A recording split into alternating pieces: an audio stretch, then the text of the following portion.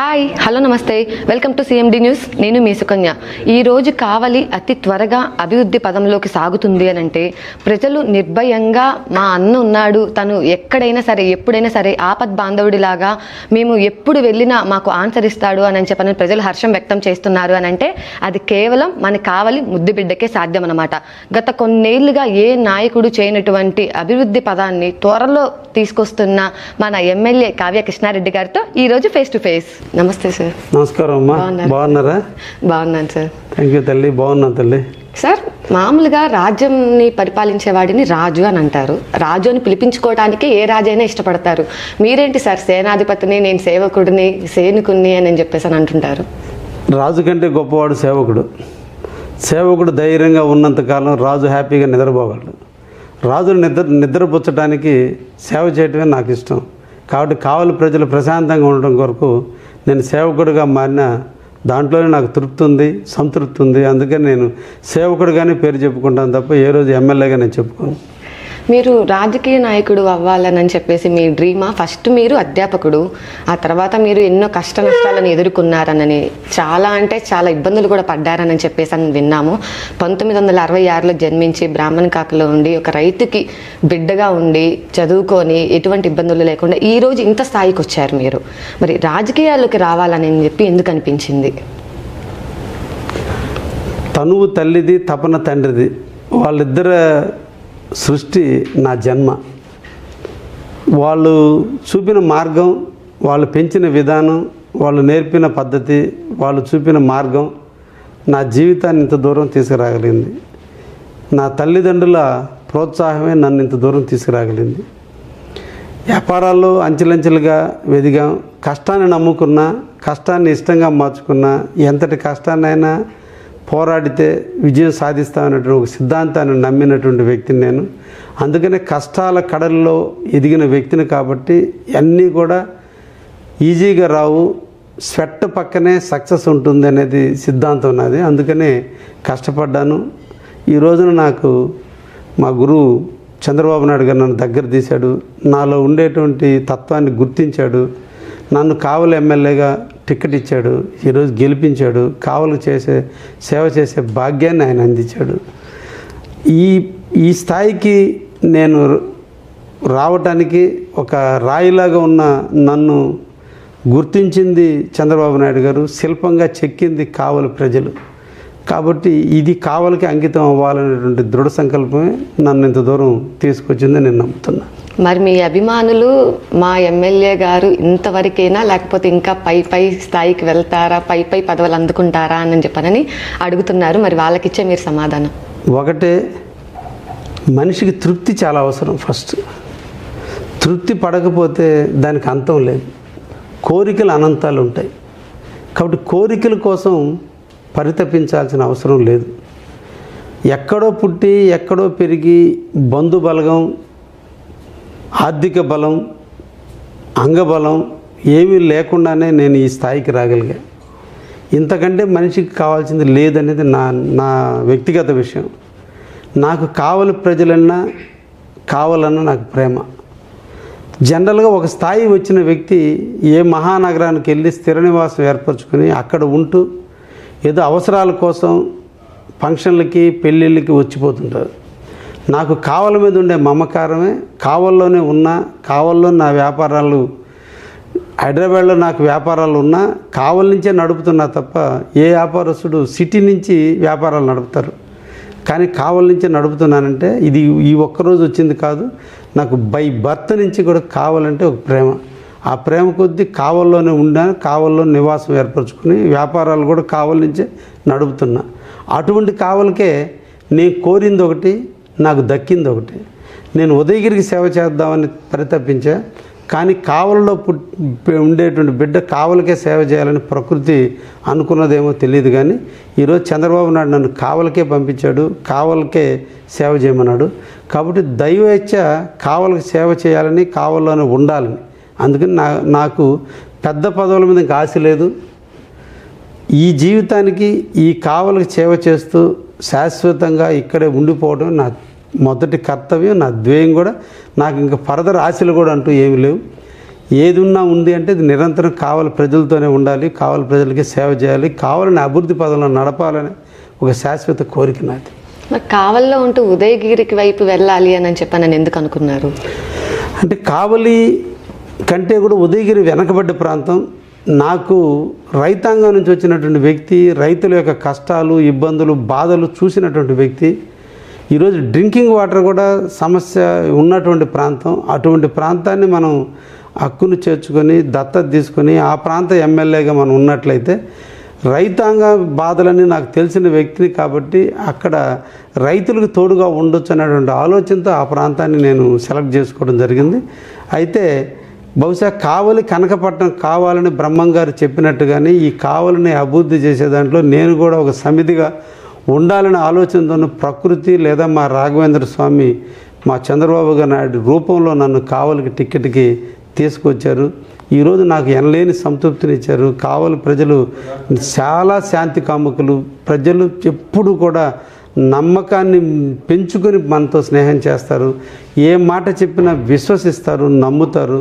మంచి ప్రాంతాలను నన్ను చంద్రబాబు నాయుడు తీసుకొచ్చినందుకు వారికి పూర్తిగా ధన్యవాదాలు తెలియజేస్తున్నాను.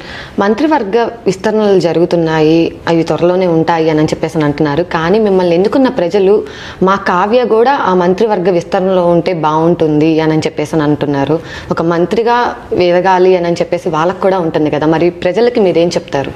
ఎప్పుడు ప్రజలకు తోడుగా ఉండాలని ప్రజలు కోరుకుంటారే తప్ప ప్రజలకు దూరం కావాలని ప్రజలు ఎప్పుడు కోరుకోరు. ప్రజలకు నిరంతరం సేవ చేయాలన్నా, నిరంతరం ప్రజలకు తోడుగా ఉండాలంటే వాళ్ళతోటే ఉండాలి. అది ఉండాలంటే ఒక ఎమ్మెల్యేగా ఉండగలిగితేనే సాధ్యమవుద్ది. నా కోరిక, నా తుది శ్వాస అంతా కూడా కావలి ఎమ్మెల్యేగా సేవ చేయటమే.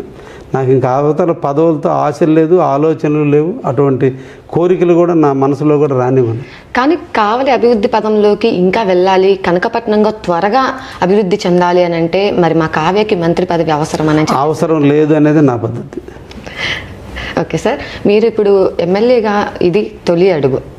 ఈ సంవత్సరం పూర్తయిపోయింది దిగ్విజయంగా. ఈ సంవత్సరంలో ఎన్నో ఆటంకాలను, ఎన్నో మాటలను, ఎన్నో సవాళ్ళను ఎదుర్కొని ఉంటారు కదా, ఆ టైంలో మీకు ఎలా అనిపిస్తుంది? ఇది రాజకీయం. రాజకీయంలో ఉండేది ఎదురొడ్డటం, రాజకీయంలో ఉండేదే పోరాటం, రాజకీయంలో ఉండేదే కుయుక్తులు. కాబట్టి వీటన్నిటిని అధిగమించాలనే కోరికతోనే రాజకీయాల్లోకి వచ్చేటప్పుడు ఈ నిరంతరంలో ఒక ప్రక్రియతే. కళల్లాగా వస్తాయి, కళల్లాగా పోతూ ఉంటాయి. కానీ మనమంటూ గమ్యం చేరుతూనే ఉంటాం. మనకు కావలసింది గమ్యం చేరటం ముఖ్యం, కానీ మధ్యలో వచ్చేటువంటి అడ్డంకుల గురించి ఆలోచిస్తే అది నాయకుడికి ఉండాల్సిన లక్షణం కాదనేది మా బాబు గారు ఎప్పుడు మా అందరికి కూడా చెప్తాడు. నువ్వు ఏ ఎయిమ్తో బతకాలనుకుంటున్నావు ఆ ఎయిమ్ కోసం పరితపించు, ఆ ఎయిమ్ కోసం కలలు కను, ఆ కళలను సాకారం చేసుకోవడానికి ప్రయత్నం చేయమని చెప్పి మన మాజీ రాష్ట్రపతి అబ్దుల్ కలాం గారు చెప్పిన వర్డ్ ఎప్పుడు కూడా నేను మనసులో పెట్టుకుంటుంటా. కాబట్టి మనిషి పోయేటప్పుడే అన్ని ఆటుపోట్లు ఉంటాయి. ఎవ్వరు 100కి 100 పాళ్ళు మనం అందరికీ హీరోగా కనిపించాం. ఏ కొద్ది మందికో మనం వ్యతిరేకంగా కూడా కనిపిస్తాం. కారణం మన ఎదుగుదల గురించి ఈర్ష్య, లేదా మనం చేసిన పనుల్లో ఎక్కడో ఇక్కడ వాడు మనోభావానికి దెబ్బ తగిలినప్పుడు బాధ, రకరకాలు ఉంటాయి. వాటన్నిటిని మనం ఆలోచించుకోవడం కాదు, 100కి ఎక్కువ మంది ప్రజలకు మనం ఏం చేయాలి, ఈ ప్రాంతాన్ని ఎలా అభివృద్ధి చేయాలని అదే తప్ప మన ముందు ఇటువంటి వాటి గురించి నేను ఎప్పుడు కూడా పెద్దగా థింక్ చేయడం అనేది జరగదు. సార్, ఇప్పుడు మీరు 1 ఇయర్ అయిపోయింది కదా, ఈ 1 ఇయర్లో మీరు ప్రజలకి ఎలక్షన్స్లో కొన్ని వాగ్దానాలు చేశారు, ఇవి నేను చేస్తాను అని. ఈ 1 ఇయర్లో మీరు ఎంతవరకు నెరవేర్చారు అని చెప్పని అనుకుంటున్నాను. నేను ఎలక్షన్ మేనిఫెస్టోలో కావలి పట్టణానికి సంబంధించినంత వరకు చెప్పినవన్నీ కూడా ఈరోజు నెరవేరుతున్నాయి. ఇంకొకటి ముస్లింకి సంబంధించినటువంటి కబ్రిస్తాన్ ఒకటి ఏర్పాటు చేయాల్సింది ఉంది, అది ఈ సంవత్సరం పెట్టుకున్నాను. అదేవిధంగా అంబేద్కర్ స్మృతివనం, బాబు జగజీవనరావు గారి భవనాన్ని నిర్మించాలనేది మేనిఫెస్టోలో పెట్టడం జరిగింది. అవన్నీ కూడా ఈ ఫైనాన్షియల్ ఇయర్లో, అంటే సెకండ్ ఇయర్లో, నా ఎలక్షన్ సెకండ్ ఇయర్లో వీటన్నిటిని తీసుకున్నా. మిగతా అన్ని కావలి మేనిఫెస్టోకి సంబంధించినటువంటి అంశాలన్నింటినీ కూడా ఈరోజు తీసుకురావడం జరిగింది. అదేవిధంగా రూరల్ ప్రాంతానికి సంబంధించినంత వరకు కొండేపి డ్రైను, చిప్పలేరు, పిల్లివాగును అభివృద్ధీకరణ చేయాలనేటువంటి తలంపుతో ఉన్నాం. దాన్ని కూడా నివేదికలు ప్రభుత్వానికి పంపి ఉన్న 203 కోట్ల రూపాయలతో మన ప్రాంతంలో ఉన్నటువంటి డ్రైనేజ్ వ్యవస్థను అంతటిని అభివృద్ధి చేయగలిగితే రైతుల యొక్క పొలాలు ఎప్పుడు కూడా పంట మునక లేకుండా రైతులు పంటలు పండించుకునేటట్టుగా ఉండేదానికి ఈరోజు ఆ నివేదికలు కూడా ప్రభుత్వానికి పంపున్నాం. అది నేను ఎలక్షన్ మేనిఫెస్టోలో ఇచ్చినటువంటి ఐటెం. అదేవిధంగా రైల్వేకి సంబంధించినటువంటి క్రాసింగ్లు అన్నింటినీ కూడా అండర్ పాస్లుగాను ఓవర్ బ్రిడ్జిలుగా చేస్తానని చెప్పాం. ఇప్పటికే అవన్నీ 80% వరకు పూర్తయినాయి. ఇంచుమించు ఈ 1 year కాలంలో మేనిఫెస్టోలో పెట్టినటువంటి ప్రతి అంశాన్ని గురించి మేము చర్చిస్తూ ప్రభుత్వంతో ముందుకు పోతున్నాం. కొన్ని పూర్తవుతున్నాయి, కొన్ని వర్కింగ్ ప్రోగ్రెస్లో ఉన్నాయి, కొన్ని శాంక్షన్ దశలో ఉన్నాయి. తప్పకుండా నా కాల పరిమితి పూర్తయ్యే నాటికి చెప్పినవే కాదు చెప్పనివి కూడా కొన్ని 100 పనులు కావలి ప్రజలకి చేయబోతున్నామని కూడా విషయాన్ని కూడా మీకు తెలియజేస్తున్నాను. మీరు అనుకున్నట్టుగానే December 31st నైట్ నేను తుమ్మలపెంట రోడ్లో కేక్ కటింగ్ చేస్తాను అని అన్నారు. అనుకున్నట్టుగానే చేశారు. దానికి మా ప్రజలు కూడా చాలా హ్యాపీగా ఫీల్ అవుతున్నారు. బట్ జనవరి నుంచి ఇప్పుడు 5 నెలలు అయిపోయాయి. కానీ ఇప్పుడు ఈ మధ్య కాలంలో కొన్ని పనులు నత్తనడకన సాగుతున్నాయి అని కొందరు ఆరోపణలు చేస్తున్నారు.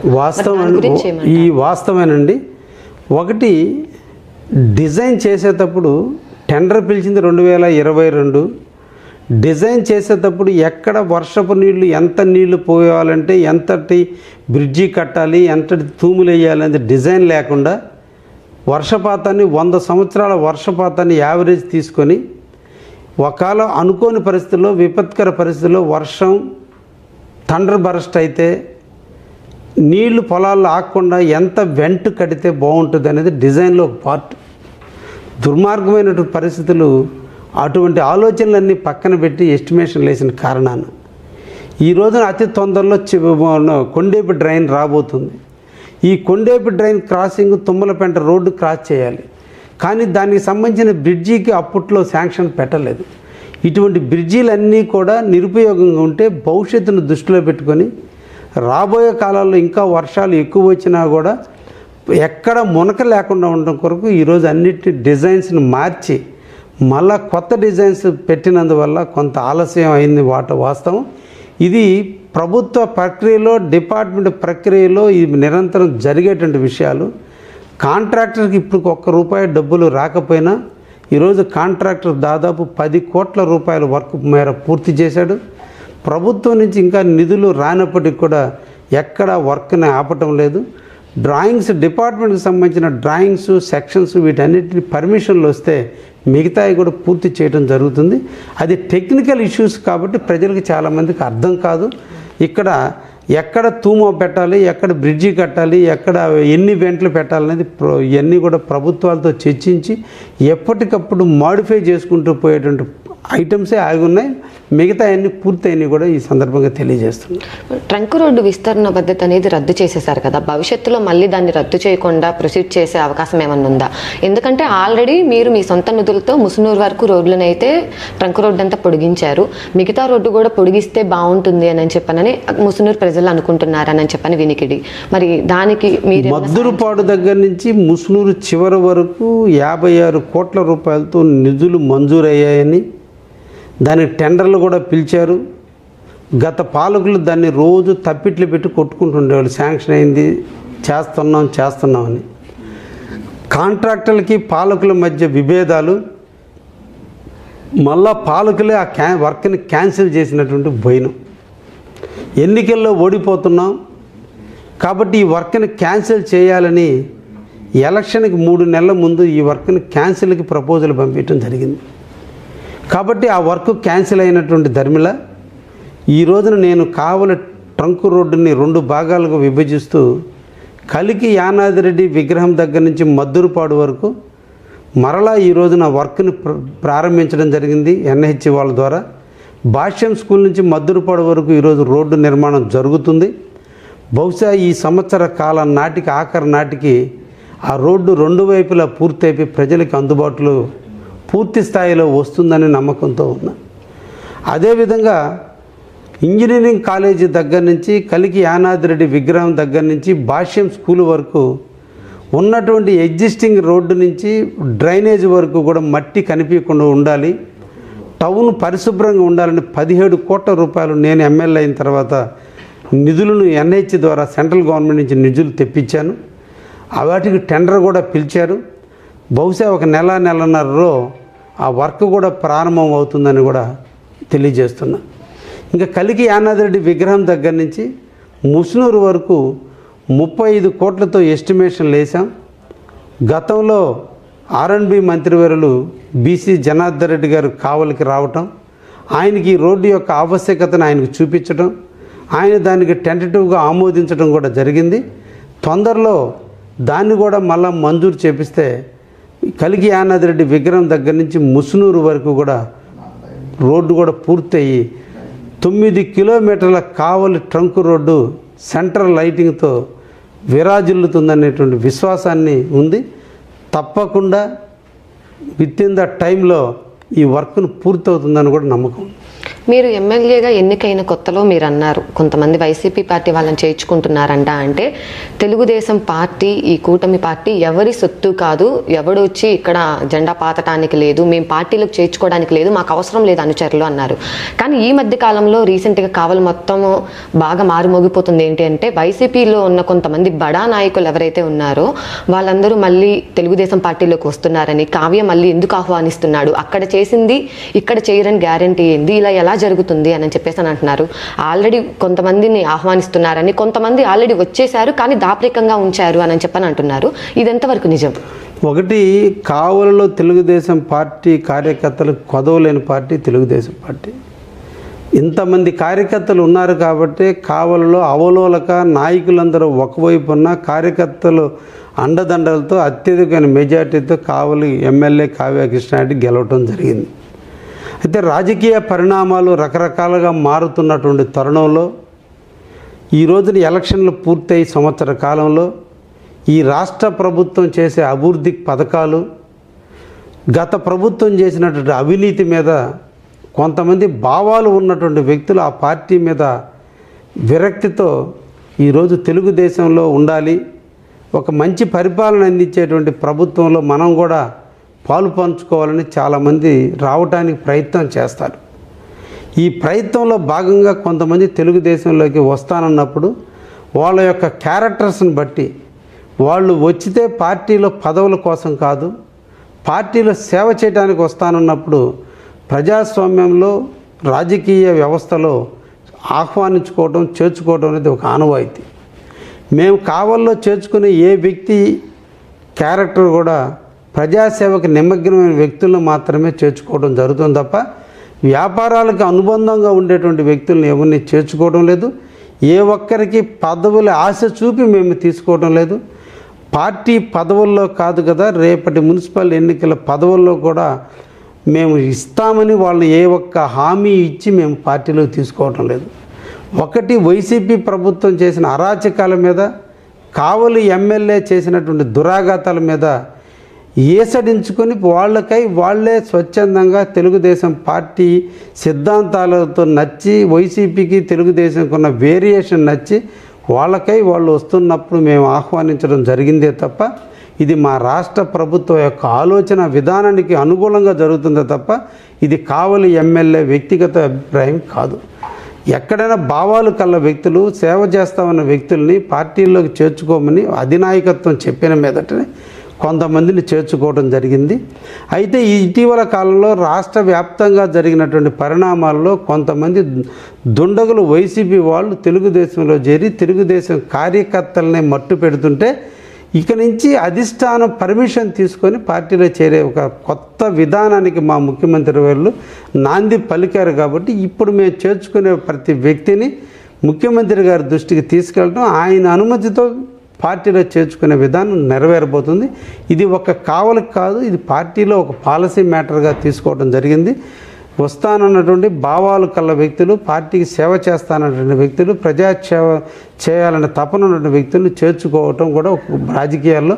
ఎందుకంటే వైసీపీ పార్టీ అనేది ఒక నిర్వీర్యం అయిపోయేటువంటి పార్టీ.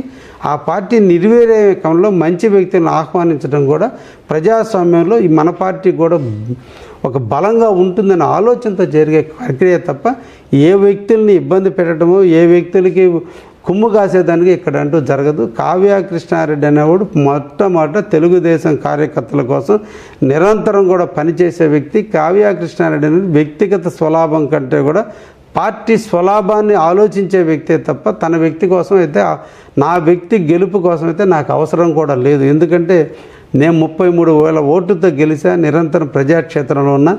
రేపటి నా ఎన్నికలు ఇంకా 4 సంవత్సరాలు ఉన్నాయి. ఇప్పుడు జరిగే ప్రతి ప్రక్రియ రేపు నా కార్యకర్తలని, కౌన్సిలర్ని, సర్పంచులుగా, ఎంపీటీసీలుగా, జడ్పీటీసీలుగా కావలి నియోజకవర్గంలో ఉన్నటువంటి అన్ని పదవులు మా ఒరిజినల్ తెలుగుదేశం సభ్యత్వాల నాయకులకు చెందాలి. నన్ను ఎమ్మెల్యే చేయడానికి ఎంత కష్టపడి పనిచేశారో వాళ్ళకి ఆ పదవులు ఇచ్చేందుకు, వాళ్ళని గెలిపించేందుకు ఎక్కడో ఒక దిక్కడ అవసరమైనప్పుడు రాజకీయ సమీకరణలో నా కార్యకర్తలను గెలిపించే క్రమంలో అవతల వాళ్ళని కూడా పార్టీలో చేర్చుకోవడం జరుగుతుంది. ఇది అధిష్టాన నిర్ణయానికి అనుగుణంగానే జరుగుతుందని కూడా తెలియజేస్తాను. ఇప్పుడు కొంతమంది అపోజిషన్ పార్టీలు అంటున్నాయి, ఇప్పుడు ఎమ్మెల్యే కావ్య ఇప్పుడు కొత్తగా ఈ సంవత్సరమే కాబట్టి ఎమ్మెల్యే అయింది, ఈ సంవత్సరం అంతా ఏదో ప్రజల్లో చూడాలి, చేయాలన్న ఉద్దేశంతో ప్రజల దగ్గరికి వెళ్ళటము, ప్రజా దర్బార్లు నిర్వహించటము, రోడ్డు పనులు పూర్తి చేయటము, లేకపోతే వినాయకుని ఉత్సవాలు జరపడం కానీ ఇదంతా కూడా ప్రజల వద్దకు వెళ్ళి చేస్తా ఉన్నాడు. ఇప్పుడు 1 year అయింది కదా, ఇక నుంచి చూద్దురు కానీ ఆయన నిజస్వరూపం అని చెప్పేసి అని అంటున్నారు కొంతమంది అపోజిషన్ పార్టీలు. దాని నిజస్వరం చూద్దాం. ఎప్పుడు ముందు చూపును చెప్పి చేయటం అనేది సంస్కారం కాదు. కాలం దేన్నైనా పరిష్కరిస్తుంది. నేను ఇప్పుడు ఈ 1 year కూడా నేను చెప్పి ఏమీ చేయలేదు, భవిష్యత్తులో కూడా చెప్పి చేయాల్సిన అవసరం లేదు. నేను నా మానసిక సంతృప్తికి సరిపోయేంతగా ఎలా చేయాలో, కావాలి ప్రజలకు ఎలా మేలు సౌకర్యాలు అందించాలో, వాళ్ళకి ఏ విధంగా చేయాలో అదే చేసుకుంటూ పోతున్నా. ఈ 1 year కాలంలో నేను చెప్పి ఎలా చేయలేదో ఇంకా కూడా చూస్తారు. ఇది వాళ్ళ ఆశ, వాళ్ళ నిరంతరం వాళ్ళ ఆశ అలాగే ఉండండి, మన సేవ ఇలాగే ఉండిద్దాం. సార్, అమ్మ కడుపు చూస్తుంది, భార్య జేబు చూస్తుంది అని సామెత వినుంటారు కదా మీరు. కానీ ఇప్పుడున్న రాజకీయ పరిస్థితుల దృష్ట్యా కొంతమంది చేసిన దుష్ప్రచారాల వలన కానివ్వండి, ప్రజలు అనుభవిస్తున్న బాధలు, వాళ్ళ స్ట్రెస్ వల్ల కానివ్వండి, వాళ్ళల్లో ఏమైపోతుంది అని అంటే ఓటర్ అనేవాడు నోటిని క్వార్టర్ని చూస్తాడు, నాయకుడు అనేవాడు పదవిని వెనకాల సొత్తు చేసుకునే సొమ్ముని చూస్తాడు అని చెప్పేసి అని అంటున్నారు. ఒక రాజకీయ నాయకుడిగా మీరు దానికి ఇచ్చే సమాధానం ఏంటి? ఒకటి, కావలి ప్రజలు ఓటుని క్వార్టర్ని చూడరు. కావలి ప్రజలు శాంతి కాముకులని నేను చాలా సందర్భాల్లో చెప్పా. ఇప్పుడు కూడా కావలి ప్రజలు ఓటుకి క్వార్టర్కి లొంగేటువంటి వాళ్ళు కాదు. 2, కావలి ప్రజలు శాంతి కాముకులు కాబట్టి వాళ్ళకి కావలసింది ఓదార్పు, వాళ్ళకి సహనంగా సమాధానం చెప్పటం. అది నా దగ్గర పుష్కలంగా ఉంది కాబట్టి నా దగ్గరికి 1000 మందిగా రోజు ప్రజా దర్బార్లో నా దగ్గర రావటం జరుగుతుంది. మిగతా ప్రతిపక్షాలు ఇతరులు రాసే రాతల కంటే కూడా ఒకటి, ప్రజాక్షేత్రంలో ప్రజలు ఇచ్చే తీర్పే అన్నిటికంటే గొప్పది. ఆ తీర్పులో ఈ 1 year కాలంలో నేను ప్రజలకు ఏ విధంగా ఉన్నాను, ఎలా ఉన్నాను అనేది ప్రజలు చెప్పేటువంటి మాట ముఖ్యమే తప్ప ఎవరో చెప్పింది నేను కాదు. 2, ప్రజాప్రతినిధి అంటే సంపాదన కోసమే రావాల్సిన అవసరం లేదు. దేవుడు శక్తి ఇచ్చాడు, జ్ఞానం ఇచ్చాడు, సంపద ఇచ్చాడు. ఇంత దూరం వచ్చామంటే వ్యాపారాల్లో ఎన్నో కోట్లు సంపాదించి ఉంటాం. వీటన్నిటిని వదులుకొని వచ్చిన తర్వాత ఇక్కడ చేస్తే ఇది వ్యభిచారం. అది ఉండకూడదనే నా జీవితంలో ఎవరి దగ్గర ₹1 ఆశించకుండా పని చేయాలనే తపనే. నేనే కాదు, నా ఆఫీసులో ఉండే క్లర్క్ కూడా చేయి చాపడానికి లేదనేటువంటి నినాదంతో నడిచేటువంటి నడకే నా ప్రవర్తన. అందుకని నేను కావలి 175 నియోజకవర్గాలు ఉన్నాయి. 175 నియోజకవర్గంలో ఎక్కడ ఏ పని చేసినా అది వ్యాపారం, ఇక్కడ చేస్తే అది వ్యభిచారం. కృష్ణారెడ్డి కంఠంలో ఊపిరి ఉన్నంత వరకు కృష్ణారెడ్డి కావలిలో అవినీతి మా ఇంట జరగదనే విషయాన్ని కూడా నేను మీకు ఘంటాపదంగా చెబుతున్నా. నేను వచ్చింది సేవ చేయాలి. 58 సంవత్సరాలు పూర్తయినాయి. మహా అంటే కొన్ని సంవత్సరాలు బతుకుతాం. పోతూ ఎత్తుకోపోయేది డబ్బు కాదు, కీర్తి. ఆ కీర్తి కోసమే పనిచేస్తున్నాను తప్ప ధనం కోసం అయితే ఈ రాజకీయాలకి రావాల్సిన అవసరం లేదు. నా వ్యాపార సామ్రాజ్యంలో నేను కోట్లు సంపాదించగలిగే శక్తి నాకు దేవుడిచ్చాడు. దాన్నే తృణప్రాయంగా వదులుకొని వచ్చిన ఇక్కడ పరుగులేరుకోవాల్సిన అవసరం లేదు. కాబట్టి నేను ఎప్పుడు నిజాయితీగానుంటా, నిబద్ధతగానుంటా, పేదవాడిని హక్కును చేర్చుకుంటా, ఈ నిరంతరం కష్టపడి పనిచేస్తాను తప్ప అవినీతికి తావులేని కావాలని నేను ప్రజలకు అందిస్తాను. ఇప్పుడు తల్లికి వందనం ప్రోగ్రామ్ అయితే చాలా సక్సెస్ఫుల్గా జరిగింది. ప్రజలందరూ కూడా హర్షం వ్యక్తం చేశారు. దానిలో చిన్న చిన్న లోపాలు ఉన్నాయని అంటున్నారు. ఏంటి అంటే నీకు 15 అనే దాని మీద ఆరోపణలు కానివ్వండి, లేదంటే ఏదైనా సరే తెలుగుదేశం పార్టీ వాళ్ళని మేము రప్ప అనేది ఇదంతా కూడా ఒక నానుడిగా అయిపోతుంది కదా. మరి దానికి ఇచ్చి మీరు సమాధానం ఏంటి? ఒకటి, తల్లికి వందనం సూపర్ సక్సెస్ అయింది. ఒకటే చూడండి, వ్యవస్థలో 1% ఎక్కడో చేసే గ్రామటికల్ మిస్టేక్స్, ఎక్కడో అర్థమెటికల్ మిస్టేక్స్, క్లరికల్ మిస్టేక్స్ని భూతద్దంలో చూపడం అనేది సంస్కారవంతులు చేయదగ్గ పని కాదు.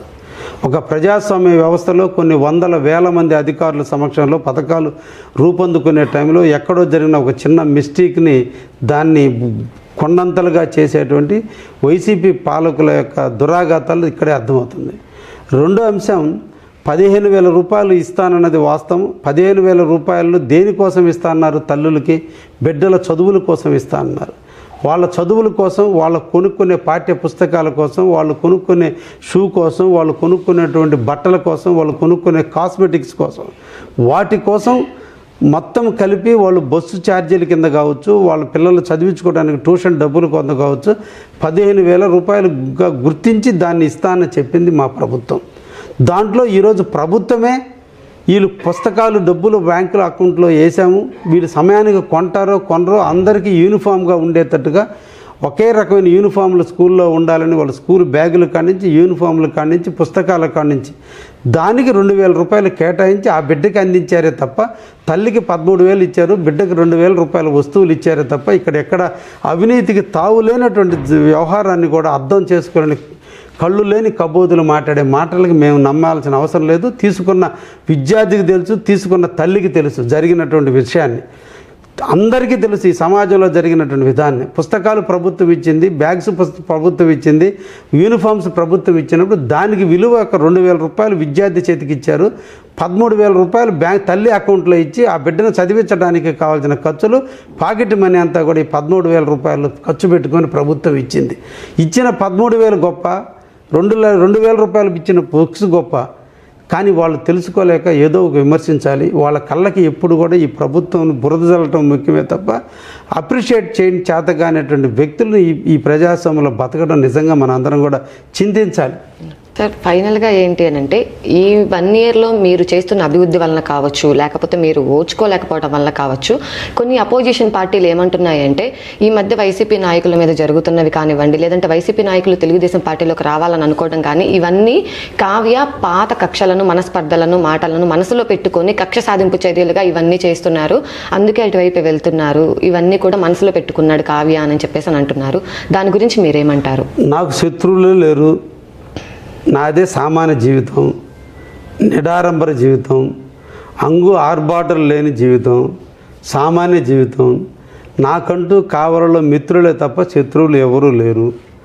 రాజకీయంగా అభిప్రాయ భేదాలలో ప్రతాప్ కుమార్ రెడ్డి నా అపోనెంటు. శత్రుత్వం అంటూ ఉంటే నాకు ఏకైక శత్రువు ఒక ప్రతాప్ రెడ్డే.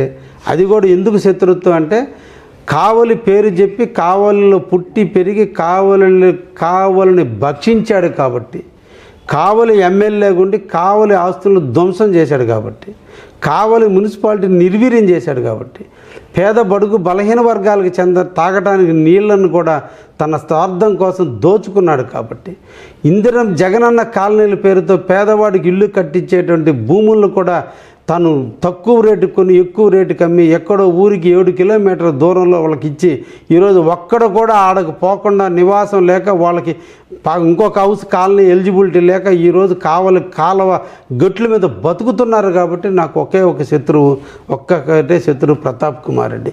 అతను ధనదాహంతో ఈరోజు కావలి ప్రజల్ని ఇబ్బందులకు గురి చేసిన వ్యక్తి కాబట్టి నాకు ఏకైక శత్రువు ఒకడు ఉన్నాడంటే అది ఒక ప్రతాప్ కుమార్ రెడ్డి. అది కూడా సిద్ధాంతపరమైన శత్రుత్వమే తప్ప నాకు ఎవ్వరి మీద ద్వేషాలు ఉండవు. ఒక్కటే, నేను అన్నీ వదిలేసి తెల్ల చొక్కా వేసుకొని నిడారంబర జీవితాన్ని అనుభవిస్తూ తెల్ల చొక్కా మీద మచ్చట్టలేదు, నా మనసు కూడా ఇంత నిర్మలంగా ఉందని చెప్పేదానికి చిహ్నంగా తెల్ల చొక్కా తప్ప ఇంకో రంగు చొక్కా ఏని ఈ కావ్య కృష్ణారెడ్డి ఎవరిని ఇబ్బంది పెట్టే ఆలోచన నాకు ఉండదు. నేను ఎవరి జోలికి వచ్చేవాడిని కాదు. నన్ను తిట్టినా నేను చాలామందికి చెబుతుంటా, నన్ను తిడుతున్నారని నా దగ్గరికి వచ్చి చెప్పినా దిష్టి తీసేవాళ్ళు కొంతమంది ఉండాలి, అందరూ పొగిడితే తొందరగా పోతా, దిష్టి తీసేదానికి కొంతమంది ఉండాలని చెప్పి వాళ్ళని తృప్తిపరచనే తప్ప నేను ఏ రోజు కూడా మనసుకి ఎక్కించుకునే వ్యక్తిని. కాబట్టి ఈరోజు ప్రజలకి ఇంత దగ్గర అవుతున్నా, ఇంత ప్రజలకి సేవ చేయగలుగుతున్నా. కాబట్టి కావలిలో 2,43,000 మంది ఓటర్సు, దాంట్లో ప్రతాప్ రెడ్డి తప్ప మొత్తం నాకు మిత్రులే. ఇంత బిజీ షెడ్యూల్లో కూడా మీరు ఇంటి దగ్గర ప్రజా దర్బార్ నిర్వహిస్తున్నారు. దాని ఉద్దేశం ఏంటంటే నాయకుడు అనేవాడు అసలు ప్రజల్లోకి వెళ్ళాలి, ప్రజల వద్దకు వెళ్ళాలి అని. ఇది సంవత్సరం అయితే అయిపోయింది, విజయవంతంగా జరుగుతూ ఉంది. ఈ మిగతా 4 ఏళ్ళు కూడా ప్రజా దర్బార్ అనేది ఇలాగే జరుగుతుందా అని మిమ్మల్ని ఎన్నుకుంటున్న ప్రజలకి అడుగుతున్నారు. దానికి మీరు ప్రజలు ఎవరు అడగడం లేదు, వైసీపీ వాళ్ళు అడుగుతున్నారు. వాళ్ళకి కుళ్ళు కుతంత్రాల మధ్య ఓర్పు లేక ఏందిరా ఇతను ప్రజలు ఇలా అయిపోతే ఆఖరికి ప్రజలు అతను ఫ్యాన్ అయిపోతున్నారు. ఆఖరికి వైసీపీ నాయకులు కూడా నా ఫ్యాన్ అయిపోతున్నారు. ఇంక మొత్తం వాళ్ళ ఫ్యాన్ రెక్కలు ఇరిగిపోతాయి. కృష్ణారెడ్డి ఇంటి వైపు అందరూ వెళ్ళిపోతున్నారు. అతను అందరికీ ఓర్పుగా సమాధానం చెప్తున్నాడు, అడగంగానే పని చేసి పెడుతున్నాడు, డబ్బులతో ఖర్చు లేకుండా అవినీతి లేకుండా. ఒకప్పుడు గతంలో వాళ్ళ నాయకుడి దగ్గరికి పోతే ఎంత ఎత్తుకొని వస్తామంటాడు, ఈ నాయకుడి దగ్గర పోతే ఎంత తొందరగా పని చేద్దామని చూస్తున్నాడని అందరూ నా ఫ్యాన్ అయిపోతున్నారు. కాబట్టి ఆ బాధలో వాళ్ళు ఉన్నారు. ఒకటే, నా ఊపిరినంత వరకు కావలికి సేవ చేస్తా, నిరంతరం ఇది ఏ పందాలో అయితే నేను పనిచేస్తాను అదే పందాలో పనిచేస్తా. నేను పని చేసేది ఒకే ఒకటి, నా ఆత్మ సంతృప్తి కోసం పనిచేస్తా. 2, నా యువ నాయకుడు లోకేష్ బాబు గారిని ముఖ్యమంత్రి చేయడం కోసం పనిచేస్తా. ఇదే ఒకే ఒక ద్వయంతో నేను పనిచేస్తున్నాను కూడా ఈ గంటాపదంగా మీకు తెలియజేస్తాను. Thank you sir. ఇంత బిజీ షెడ్యూల్లో కూడా మీ విలువైన సమయాన్ని మాకు కేటాయించారు. మీరు ఇంకా అభివృద్ధి పదంలోకి కావాలని తీసుకెళ్లాలని, మీరున్న ఈ పదవీ కాలంలోనే కావలి కనకపట్నం అవ్వాలని చెప్పని మరి కావలి తరపున మేము కోరుకుంటున్నాము. Thank you sir. Thank you అమ్మా. మరి చూసారు కదండి, మరి ఎమ్మెల్యే గారు చెప్పకనే చెప్తున్నారు, ఎటువంటి ఆరోపణలు కూడా నేను పట్టించుకోను, నాకు అవసరం లేదు. ఎవరన్నా ప్రజాసేవ కలిగిన వాళ్ళు మేము వచ్చి చేస్తాము అని అంటే వాళ్ళకు కూడా మన పార్టీ ఎప్పుడూ కూడా ఆహ్వానంగా ఉంటుందని అన్నారు. నేనున్న ఈ మిగతా 4 ఏళ్లలోనే మీకు త్వరలోనే కావాలని కనకపట్నం దిశ వైపు నడిపిస్తాను, చేసి చూపిస్తాను అని చెప్పేసి చెప్తున్నారు కదా. మరి ఒక ప్రజా నాయకుడు ఇలా ఉంటే ఏ ప్రజలైనా కూడా హ్యాపీగా ఉంటారు కదా. మరి ఇంకెందుకు ఆలస్యం, ఇలాంటి అప్డేట్స్ కోసం చూస్తూనే ఉండండి CMD news. Sridevi multi speciality hospital, Christian Peta, 5వ line, Kavali. Doctor Battina Narendrababu MBBS MS general and laparoscopic surgeon. మా హాస్పిటల్ నందు అందించు వైద్య సేవలు: లాప్రోస్కోపిక్ ద్వారా అపెండిసెక్టమీ, 24 గంటల కడుపు నొప్పికి చికిత్స, హెర్నియా మరియు పిత్తాశయంలో రాళ్లు తీయబడును, డెంగ్యూ, మలేరియా, టైఫాయిడ్, వాంతులు, విరోచనాలు మరియు అన్ని రకాల జనరల్ కేసులకు వైద్యం చేయబడును. పేగు రంధ్రం పడుట, పేగు మెలికపడుట, పేగుపూత, వర్బీజం, హెర్నియా, నరాలు ఊపడం, హైడ్రోసిల్, థైరాయిడ్ ఆపరేషన్లు చేయబడును. పైల్స్, మొలలు, ఫిషర్, లూటీ, లైపోమా, కొవ్వుగడ్డలు, వీటికి చికిత్స చేయబడును. కడుపులో పేగుపూతకు ఎండోస్కోపిక్ చేయబడును. శరీరంలో ఇతర కురుపులకు వైద్యం చేయబడును. అన్ని రకాల పాయిజన్ కేసులు చూడబడును. పాము కాటు, తేలుకాటుకు ప్రత్యేక వైద్యం. మా హాస్పిటల్స్ ప్రత్యేకతలు: ICU, lab, AC and non AC rooms, 24 గంటలు మెడికల్ షాప్. అత్యవసర కేసులు అన్ని వేళలా చూడబడును. Malinidevi multi speciality hospital, Christian Peta, 5వ లైన్, కావలి. ఫోన్ నంబర్స్ 9398665676 మరియు 08626245166.